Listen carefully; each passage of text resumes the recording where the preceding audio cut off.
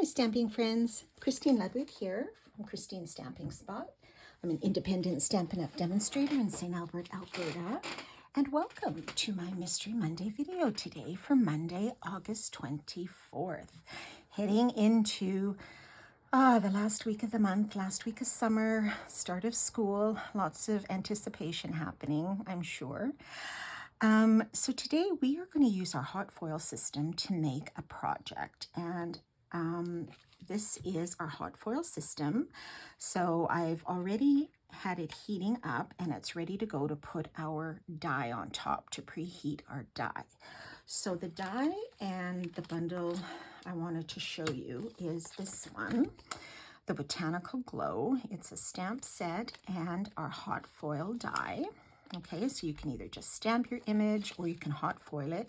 There is not a separate die to cut out the hot foil image, okay? And this is what the die looks like. It's a little more of a matte finish, meant to be used with a hot foil system. Our regular cut dies are a little more of a shiny surface. And I don't believe they're super compatible with the hot foil just because of the heat element, okay? So what we're going to do is we're going to place our die on top of our heated system and press the button and wait for this to heat up. Once that is heated, we are going to add some foil on top. So we have 3 foil colors available right now. We have gold, which is what we're going to use today. We have silver and a light pink. However, this Botanical Glow bundle was launched in July when the hot foil system first became available. Starting September, we have a new catalog coming and also some new hot foil products and foils coming. So very exciting. So stay tuned for that. Probably next week there'll be some more information on that. We do have the 3 colors right now. Okay, so once this is heated, we can put on our foil and our layers, and we'll show you how this all comes together. So the initial heat up process, if you're just plugging it in from the box, takes, I'm going to say, about 5 minutes sometimes. So it can take a little bit of time. And then the heating the die part can take anywhere, I think, from about 1 to 2 minutes, if I'm not mistaken. And so once that is heated, we can do our images, and it is just amazing. This whole system is amazing. Okay, so now it is ready to go. The green light is on. So we are going to add our foil, and we're going to put the shiny side down, okay? So your die has the edge side facing up. We're going to kiss it with our die, or our foil, I'm sorry, our foil. Just place that on. Then we're going to place our cardstock on top. Then we have a green cutting pad and a cutting plate. Okay, so then we're going to unplug this, take this platform off, move it to the side, and bring in our die cutting machine. So it does work with this die cutting machine. It does not work, the system, with our old black Big Shot, okay? So you're just going to fit this whole platform inside, and slowly, this is one of the important parts, is you're just going to slowly roll it through. I know we're so used to just cranking at high speed. But this one you have to go a little slower. Okay, I'll put my machine away. And then let's see what we have. So we can take off our plates. And then our foil. And we're going to move this die. We're going to pick it up with our magnet and drop it. Okay, so let me just put this to the side so I don't burn myself. And we'll let that cool off, and we shall see what we have. So do you see how that's kind of been impressed into the paper? So when we peel this foil off, we have those leaves showing. Ta-da! Okay, I'm going to trim this little end because I didn't have the foil reach far enough over, but this is perfect. I love how this is all just taking up most of the piece of the cardstock. Now, don't throw this away. We also have a new tool coming where we can hot foil the reverse of this piece. Okay, so keep this handy. Don't, try to keep it as flat as you can so it doesn't get crinkled. And I'm just going to bring in my paper trimmer to just cut this little edge off. Okay, just a little bit. Now you can cut your paper larger to start with and then just trim it down to size for whatever you would like to do. Okay, so I'm going to set this aside for a second and show you our project. So we're going to do a masculine card, and we're going to do this one. So do you see that foil showing through there? I don't know if you can see that in the light. So because it's foil, when we do our blending with ink, it's going to resist the ink. It's kind of like our regular embossing, right? If we embossed in gold embossing powder or silver and we were to blend over top, it would resist the ink, and you have this beautiful foil that will show through. Okay, so let's go ahead and do some blending with this. So I used, on this one, I used some crushed curry. So let's start with that. And however much or little you would like, you can always go back after and add more if you would like. Okay, so I'm just going to go light for now. Okay, and then I'm going to bring out some Mossy Meadow. This is typically the color of our fall leaves in Alberta. We don't have a ton of bright reds like the maples down east, but we are getting more. There are more people that are planting maple trees here now. So we're starting to get some of those beautiful oranges and reds that are so beautiful in Eastern Canada. I just think they're amazing. And last, we're going to add a little bit of pumpkin pie. Now, you can use whatever color palette you want. I wasn't 100% sure, so I've got a little blob there, but that's okay. Just going to add some more pumpkin pie to this. And if you don't want to add too much, that's fine. You can just add a little bit, okay? It's just to add some color. If you want to add it in stripes, your color, you could do that. Whatever you wanted. Okay, so there's some pumpkin pie.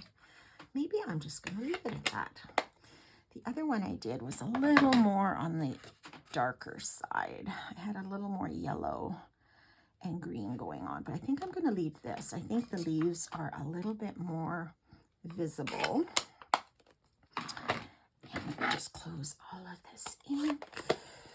I'm going to move my brushes, and I'm going to wipe up my glass mat. All right, and then we can put our project together. All right, so let me grab my pieces here. I'm going to set that aside. So we are going to start with a piece of early espresso, 8.5 by 5.5, scored at 4 1/4. Oh, my scoring wasn't that great today. It's a little bit off. Let's just fix that. Our bone folder. Okay, like so. And then I'm going to set that aside, and I'm going to bring out a piece of pecan pie. This is 5 1/4 by 4, and I will post all these measurements on the post. So the first thing I did was I took a piece of very vanilla, and this is 5 by 2.5, and I embossed it in the Birch 3D embossing folder. Now, unfortunately, this just retired in June the 2nd, this retired, but I still use all of my retired embossing folders and a lot of my old stamps too, because they're there for our use, right? And you can certainly use a different embossing folder if you would like. If you would like to use something current, and I typically do try to use current product in my classes and on my videos, but sometimes the project is just saying, no, I want this other folder. And then we kind of go back to some of our favorite ones. Okay, so then what I want to do, if you can see here on the side, I've added some pieces of designer series paper. I wanted something that was a little more of a wood grain effect. So this is a little piddly, but I think it works. So I cut some squares, 5 squares, from our Country Woods Designer Series paper. Now, I thought that paper was maybe retired, but it is still current and is part of our Designer Series paper sale that goes until August 31st. So you can get it at a discount if you're still interested or stocking up on it. So I cut these squares at, what did I cut them at? 1 1/4 by 1. And I'm going to just piece these together all the way down and line them up against this vanilla. So you can decide what order do you want your pieces to go. If there is a particular order, you can lay them out. They are double-sided, so there's lots of choices. Okay, we have some light and we have some dark. Okay, I don't want to bring the pink into it, so maybe I'll use these patterns right here. Okay, so let's start with our darkest, and we're just going to line it up against this vanilla and work our way up. Okay, now don't worry too much about the seam because we are going to cover that. Just to hide it a little bit. You're kind of a little more concerned about getting your other edge a little more lined up here on the left. Okay, so do that one. Let's do a lighter one, a lighter wood. I love wood grain designer papers. I think they are so awesome. They're just so wonderful for masculine cards and for nature cards of any sort. They are great. And I'm really happy this Country Woods was still current. I was all prepared to say, oh no, it's retired, but no, it's not. And it's on sale, so that's even better. Okay, so they kind of line up like that. I'm a little bit off here, but that's okay. All right, and then I cut another strip of our espresso, and this is what is this? 3 and, no, that's the wrong one. I didn't put my strip on here. What is my strip? Let me just measure that for you. Oh, it's 5 by 1/2 inch. So it might be just a little, yeah, just over the 5-inch mark. And we're going to cover that seam with this piece, okay? You could use a ribbon here instead if you prefer. If you don't want to use cardstock, you could find some ribbon in your stash. Okay, so that is basically our background, okay? So now we are going to mount our blended leaves. So which way? I think I want them kind of cascading a little bit like that. Oh, this looks nice, hey? I think that's really cool. I think they're nice and bright. I think I added just enough ink on this one. All right, so, but again, use whatever colors you would like. And we're going to mount it on a piece 3 1/4 by 3 1/4. And then we're going to just wrap a little bit of linen thread around. Okay, this is going to go here, but I just wanted to add a little something. So we're just going to add it on this left side. So I'm going to put some adhesive on because we're going to attach this on the back. And then we're going to wrap it about 3 times, and I'm going to cross over each time. So it looks like this on the front, and then I'm going to secure it on the back. And just to make sure it doesn't come off, I'm going to add a little piece of tear and tape on the back just to secure this down. I'm not going to worry about taking the backer off, that's fine, but it will be like this, okay? So now we can put this on top of our base. Oh, aren't those so masculine, those colors? I just love them.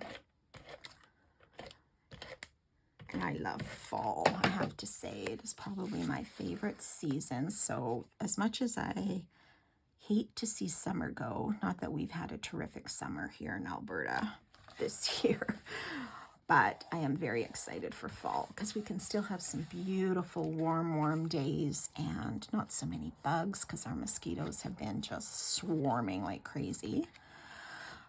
So fall is definitely one of my favorites. Okay, so we can now put this here, and I also have a greeting. Happy birthday. And this I found in the Lovely Arrangements bundle. Actually, the bundle and the dies are not available anymore, but the stamp set is on the last chance list right now. So this will be discontinued probably shortly as well. But they have some larger greetings, and I just took the smaller one. Happy birthday right there. So this is going to go there. This will go here. So I'm going to pop this up with some dimensionals. And we will put this on top. And then the little one, I think, will also pop up with some dimensionals, but we will use the minis. Okay, so I want my leaves kind of to cascade like that. So let's put this here, kind of centered. And then we will add some minis. Let's see, let's put on about maybe 4. And I just mounted, there is a die. If you have this Lovely Arrangements, there is a die that cuts out this happy birthday, which I don't know if you can see. There's a little bit of a border. And then I just mounted it on a piece of early espresso. There's a lot of espresso going on in this card. I was debating, do I put this on a different color? But then I thought, well, it's all personal preference, right? Okay, so now what are we going to put here? We are going to put a knot.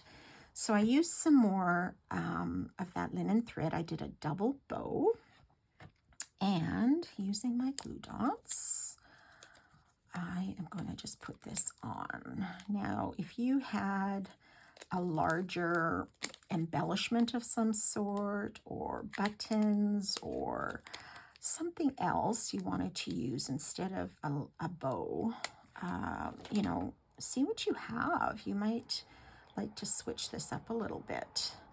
I was debating, do I add more leaves? But then I thought, no, that'll take away from the foil, because I wanted the foil to kind of be the center. And there you go. Oh, what do you think? Leave a note in the comments. I'd love to see what you think of this card. This one, when it's flat, you don't really appreciate the foiling until it's like that. I added a little too much ink, but this one I think is fine.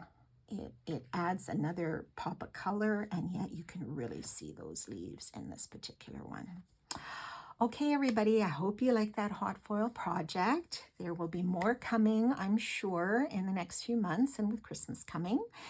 And pop me a note in the comments. Let me know what you think of this project. And it's great for a male birthday. All right, everybody, have a wonderful week, and we will see you next time. Bye for now.